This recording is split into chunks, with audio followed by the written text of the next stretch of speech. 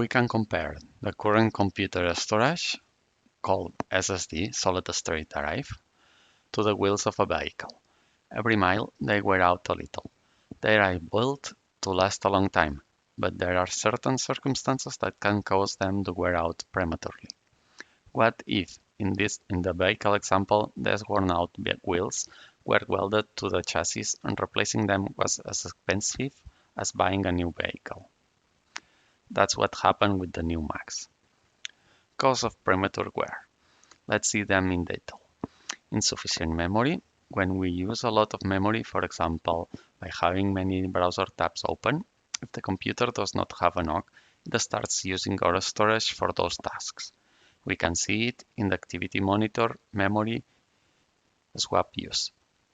If this value is not zero or its SSD drive is degrading. Keep the drive full.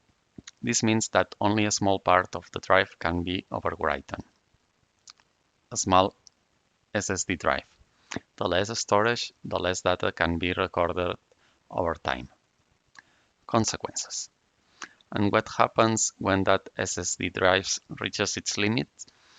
On a modern Mac with a T2 chip, we will not only lose all our data, but the computer will not work even by connecting it to an external drive, and we will have a very expensive repair.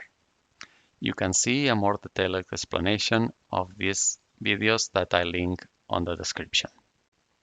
How we can avoid premature wear? 1. When buying the computer, configure it with more memory. 2. Use only an external SSD.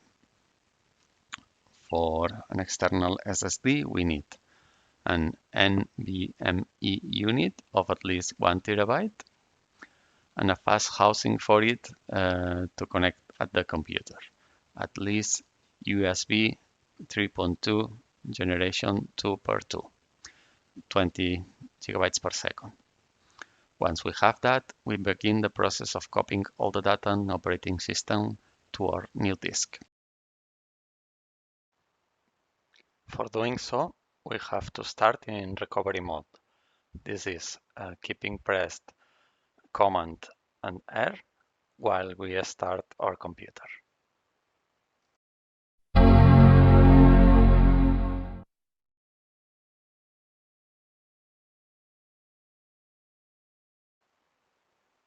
We click on Disk Utility and continue.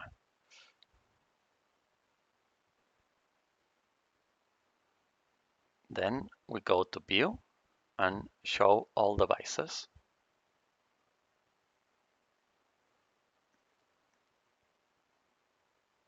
On the external part, we have our new drive.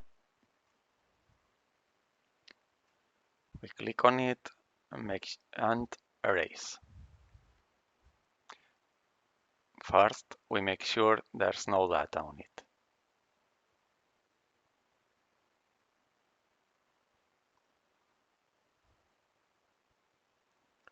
On format, we choose APFS.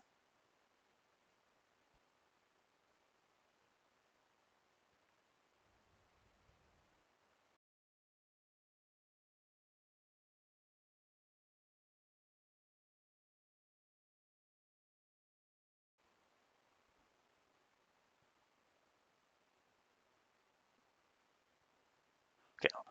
When it's done,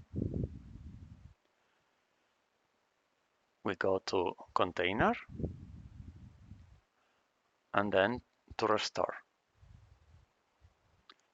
Here we choose the one that says Data.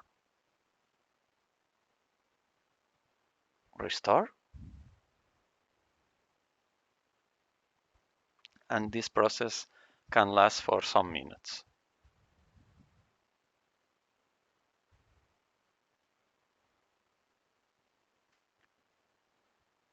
When it's done,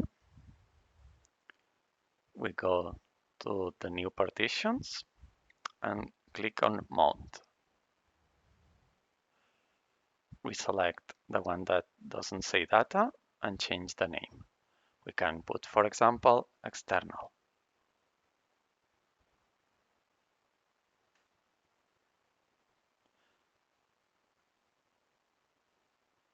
made changes on both. We close the disk utility, and now we go to the menu, Startup Disk, and we choose our new external disk. Click on Restart, Restart,